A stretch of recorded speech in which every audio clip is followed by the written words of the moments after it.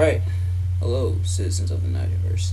It is Nigel here, and welcome back to System Shock Radio. So, a couple announcements before we begin. First of all, I am late once again, and I do apologize, as I'm trying to work on it though. But the other thing is that there's a bit of a change coming to my channel, at least temporary one for the month of November. So, similar to what we did last month, because last month was October and therefore like Halloween season and everything.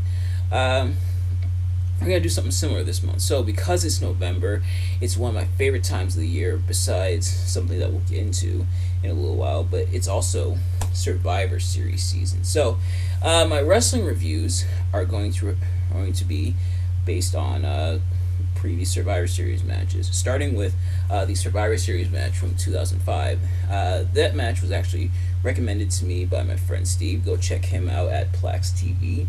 He both on YouTube and on Twitch, and he has pages on Facebook, Instagram, and Twitter as well. So go check him out. He's really awesome content creator. But he recommended that match to me at Survivor Series 2005, the 5-on-5 that is. So I will check that out. And yeah, let's get right into it. So, first things first. First topic is going to be an interesting one. So, I checked, and this video that's going up, System Shock Radio episode 82, is going to be my 200th video uploaded. Now, I imagine there may be some of you out there who's like, Nigel, it's your 200th episode. Who cares? It's not like your 1000th episode or your 100th episode, or even just 100th video or 1000th video going up. It's just 200th. And but here's the thing. First of all, I didn't even realize that I did more than 100 videos until like well into that. But now I just noticed that this is gonna be a video number 200. But also, the thing that's significant about this to me is that I remember a time where I was kind of scared to upload videos to YouTube, mainly because, well, I didn't really know how to begin. I didn't really know what to do at first, but also because I didn't know how it was going to pan out.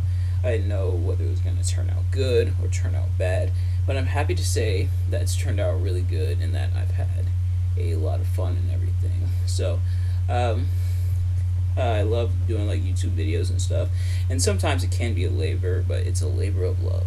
But so I have a lot of fun doing videos and everything, and the fact that I've done 200 of them is incredible. So if you've been with me since my first video, which I think is the System Shock Radio episode 1 Redux, to this video here, or anywhere in between, I want to say thank you. I love and appreciate each and every one of you, and shout out to 82 episodes of System Shock Radio. That is insane to think about.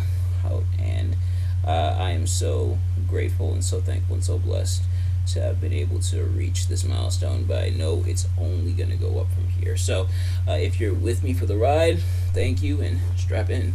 But next thing I want to talk about, it's my other favorite time of year, Thanksgiving time. Now, I feel like Thanksgiving gets skipped out a lot. People like go right from Halloween to straight to Christmas, and pretty much like bypass Thanksgiving and damn near the entire month of November. And now, like even now, it's to the point where they're like some people are even skipping over Halloween. Like, no joke, in the store they had Grinch, coffee creamer, or based off like the Grinch Who Stole Christmas. So it's like, damn, even Halloween's getting skipped over. That's insane. But yeah, so it's almost it's Christmas time. It's not Christmas time yet. It's Thanksgiving time, and there's two main reasons why I love Thanksgiving. The first is the food, of course, because Thanksgiving food is always the best, especially Black people Thanksgiving food, stuff like yams and greens and macaroni and cheese, and of course the turkey and everything. And that stuff is always delicious, of course. But also, the other thing I like about Thanksgiving, and perhaps one of the most important things, is spending time with family. I feel like Thanksgiving is where you get to spend a lot of time with family, whether it's immediate family like your mom, dad, siblings, and everything, or it's family you haven't talked to in a while, like some aunts, some uncles, those cousins, stuff like that. Being able to get together for Thanksgiving is usually really great because it's been a while since you talked to those people and you're happy to talk to them again sometimes. And I do recognize that sometimes some families these are not great, and some families are really like not really good people to be around. But if that's the case, have Thanksgiving with your friends or your significant other, or even just people that are special in your life. I've said before, and I'll say it again: not all family is blood, and not all blood is family. Family is truly what you make of it, and family is in the heart, and family isn't always related by blood. Blood isn't always thicker than water. So, from my family to yours, happy Thanksgiving, and I hope you take the time and spend time with your family, friends, loved ones, and I hope you have a very safe and very great holiday season, and eat some really good food. The next thing I want to talk about, this is kind of the wrestling portion of System Shock Radio. I feel like I talk about wrestling a lot on here, but it's mainly because I am a huge fan of pro wrestling. But we're going to talk about Bo Dallas as Uncle Howdy. Now, first of all, shout out to Bray Wyatt. He is doing fantastic stuff with this feud with Uncle Howdy. It's essentially Bray Wyatt in a feud with himself. And Bray Wyatt, I maintain, is probably one of, if not the most creative minds in the business today. Like, the stuff he comes up with and the stuff he creates, like, it's stuff that you wouldn't really think of doing. And, like, wouldn't really think of anybody else doing. And it's a lot of stuff that only he could do. Like, there's stuff where you can't envision anybody else pulling it off as well as Bray Wyatt, if at all. But he has that ability. He's like, it's almost supernatural how creative and how incredible he is. He's been called by like Triple H himself one of the most creative minds in the business, and it's definitely the truth. But what I'm more so talking about here is some people noticed, and this segment happened on SmackDown. Some people noticed when Bray was interacting with Uncle Howdy and everything, which Uncle Howdy is, I guess, more like a darker version of Bray. Hey, he's more like cynical and everything. Meanwhile, Bray is trying to cut more like face promo, where he's being more like genuine and like lighthearted and everything with the fans. Meanwhile, Uncle Howdy is like, no, you're full of crap, and you're weak and everything. And so Bray essentially is in a feud with himself, and it is fantastic. But something that people pointed out is one of Bo Dallas's earrings, like a cross earring that Bo Dallas wore, mainly when he was in the Miztourage. And some people speculated, is this Bo Dallas as Uncle Howdy? Now, it could very well just be a case of they needed somebody to fill the role of Uncle Howdy in terms of like promos and stuff before actually bringing someone in, because apparently WWE still haven't finalized who's going to be all in the Wyatt Six and everything, and like who's going to portray the Wyatt Six characters, because essentially the Firefly Funhouse characters come to life. But if this is the case, if Bo Dallas truly is going to be Uncle Howdy, that's going to be an interesting dynamic. Of course, Bo Dallas in real life is Bray Wyatt's brother, and they haven't really had too much interaction on screen. But if Bo Dallas is Bray Wyatt's brother, he is Bray Wyatt's brother, but if Bo Dallas is Uncle Howdy, I should say, if Bo Dallas is indeed Uncle Howdy, how are they going to play with that dynamic? Now, I'm not worried about them pulling off that dynamic, because like I said, Bray Wyatt, incredibly creative. If there's anybody out there who could pull this off and make it look really, really good, and get a really, really really compelling story out of this angle that they're going with, it's definitely Bray Wyatt. And the fact that he even came up with this is fantastic. I want to see where this goes. I want to see how Uncle Howdy plays into the Wyatt Six, and I want to see how the story evolves. The next thing I want to talk about, speaking of great stuff on SmackDown, thankfully, is killing it. SmackDown was in kind of like a drought, but now it's getting good again. And one of the reasons, besides just Bray Wyatt, is Sami Zayn and the Bloodline. The stuff with Sami Zayn and the Bloodline has been fantastic. And not just from a comedy standpoint, because Sami Zayn is so entertaining. Probably one of the most entertaining things about WWE today. And that's a hill I will die on. But Sami Zayn getting the Bloodline to break character is hilarious. I think at this point, I'm pretty sure Sami Zayn does it on purpose, just to see how many members of the Bloodline he can make break character. I think the only two that have yet to break character, if I'm not mistaken, and please correct me if I'm wrong, is Solo Sikoa and Paul Heyman. But Roman's broke, Jay's broke, Jimmy's broke. Oh, Sammy has broke all of them with his antics and everything. And it definitely feels like this is Sami Zayn's reward for not just staying with the company, but also putting over Johnny Knoxville when they had their feud earlier this year, in what was actually a really, really fun match at Mania. But the other reason I want to talk about this is because there's an interesting dynamic, because we kind of already know the end game, which is Sami Zayn turns on the Bloodline and potentially fragments them pretty much like from the inside.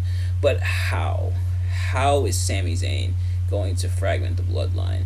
How is he going to cause them to break apart? That is what we're going to see. And it looks like he's already starting with Jay. It pretty much like kind of divvying Jay up from the rest of the family, to the point where Jay pretty much like said some bad stuff about Roman Reigns. He said he doesn't care what the Tribal Chief wants. When Sami Zayn said he's trying to keep peace because the Tribal Chief wants peace, Jay said that he doesn't care what the Tribal Chief wants, and Roman was obviously very upset by this. Well, in kayfabe that is, but that dynamic, I think, is so interesting, and breaking up from the inside. I feel like it's sometimes hit or miss, but this is definitely a hit, and I want to see how it concludes. You pretty much want to see more. Some people have alluded to Kevin Owens and Sami Zayn potentially taking the tag titles off of Jay and Jimmy, and that'd be nice and everything, and Kevin Owens would finally have a championship for the first time in a while. It's been a while since Kevin Owens has been champion. And I think the last, if I'm not mistaken, correct me if I'm wrong, I think the last championship Kevin Owens held in WWE was the United States Championship back in 2017. That was 5 years ago, and that is way too long of a drought for Kevin Owens. But I think him and Sammy did win the tag team titles, the SmackDown tag team titles at least, when Sammy turned heel. But I want to see where the story goes. I want to see how it unfolds. So far, it's been pretty entertaining stuff, but it's also been pretty interesting stuff. And I feel like, again, similar to Bray, Sammy definitely pulls it off really, really well. He knows how to be entertaining, for sure. And the stuff he's been doing with the Bloodline has been phenomenal. Some of the best parts of SmackDown.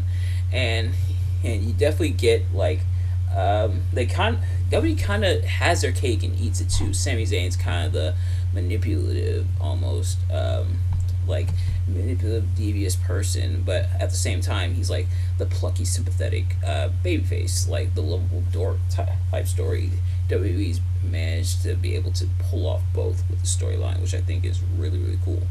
And the last thing I want to talk about is hope. So, looking at the dictionary definition of hope, it's a feeling of expectation and desire for a certain thing to happen, a feeling of trust or wanting something to happen or be the case.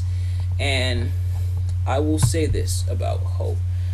Some people will have sort of a cynical view when it comes to hope. Some people say, oh, why are they holding out hope? Don't they know it's worthless or it's pointless? But I maintain, is it really that bad for someone to be optimistic about something? For someone to be happy and want something to happen, and using hope, using the optimism of something to happen to motivate them to continue, to keep going, and to push towards something. And hope is definitely a motivator, or saying, things aren't like the way I want them to be now, whether in my life or just in life in general. But I'm going to strive. I'm going to make the change, and I want to see a change, and I'm going to let my desire for a change cause me to actually be a change. And there's something I want to see, and there's something I want to be, and I'm going to use my hope of that to go and be that, if that makes any sense. And it's such a powerful tool, and it's something that, like I said, it motivates people. It gets you to say, you know what, things aren't the way I want them to be now, but if I hold on to hope, if I hold on to the idea that things could be better, then things very well may be better in the future. But nevertheless, thank you all so much for watching. Let me know in the comments below your reaction to anything I talked about here, or thank you for watching. If this is your first time watching, thank you. And if this isn't your first time watching, if you're a returning viewer, thank you as well, and I hope you all enjoyed. If you did enjoy, please do me a favor, like, comment, subscribe, share it with your friends, turn on post notifications so you know every time I upload videos, you can see it as soon as it drops, and I will see you guys later. Peace.